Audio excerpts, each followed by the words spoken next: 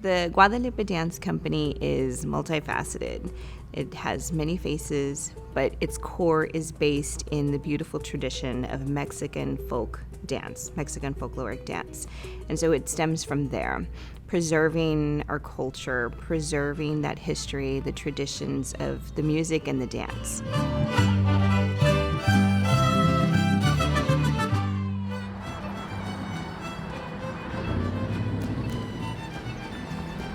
The Guadalupe Dance Company came to existence in 1991, and it was actually a collaboration between the Guadalupe Cultural Arts Center, the City of San Antonio, and the Instituto Cultural de Mexico, the Mexican Cultural Institute, to create a dance company that would follow the traditions and the history and the culture of our culture of Mexico.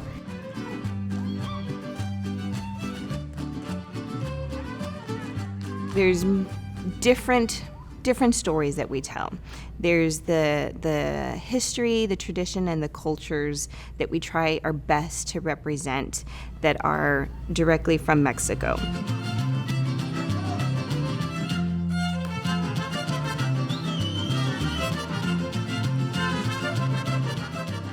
Dances from specific regions, different states of Mexico, and honoring those traditions, those cultures, the music, the costuming, everything that we can.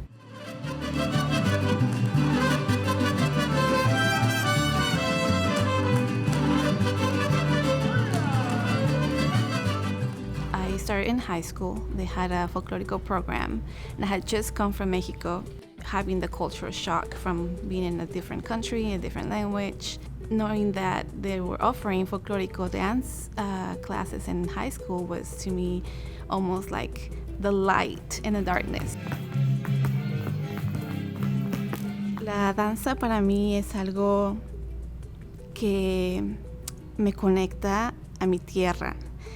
Es como una forma de no olvidar de dónde vengo, de quién soy, de mis tradiciones, de todo.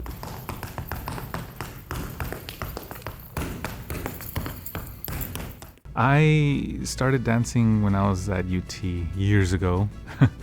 I didn't want to dance Mexican folk, and a friend of mine, I dragged her to do Tejano dancing, and she dragged me to the UT Ballet Folklóricos group of Folklórico, and that first rehearsal was just eye-opening, and it spoke to me, and I wanted to understand why am I so fascinated by this when I didn't want to do it before.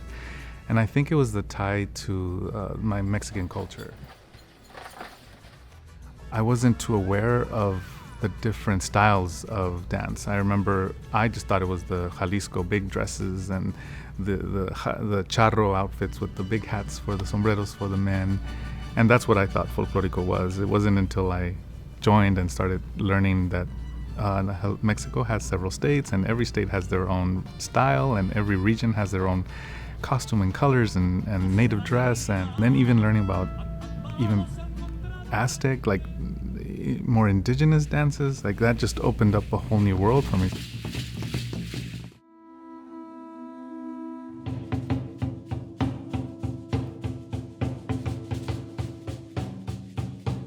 We get stopped by audience members who talk about what this theater means to them. They attended films when they were a child, or their family is from the neighborhood down the block. Having a home theater is such a gift. You know, we come here and dance, and we have people. It's so intimate. You know, it's so intimate, and it doesn't matter where you sit on this theater. You're gonna be able to see what anybody else sees. And here in this theater, it's almost like we're dancing right here for you. We're so close to you. Our community really supports, our community events that bring and preserve our traditions. And so an example that comes to mind is during the pandemic, while we were rehearsing outside, people in the neighborhood came in their cars, parked on the street, just to watch us, just to feel the vibrance again of the music and to see the dancers rehearsing, and they would applaud as if it was a performance.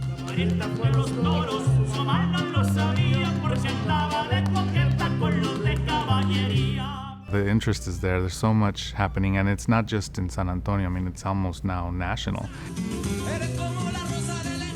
That drive to keep nuestra cultura alive, our culture alive, and to educate audiences, to educate future generations, and to instill that sense of pride in who we are and our history, no matter what that history is, right? And the struggles that our ancestors have been through, that we don't forget and that we honor them.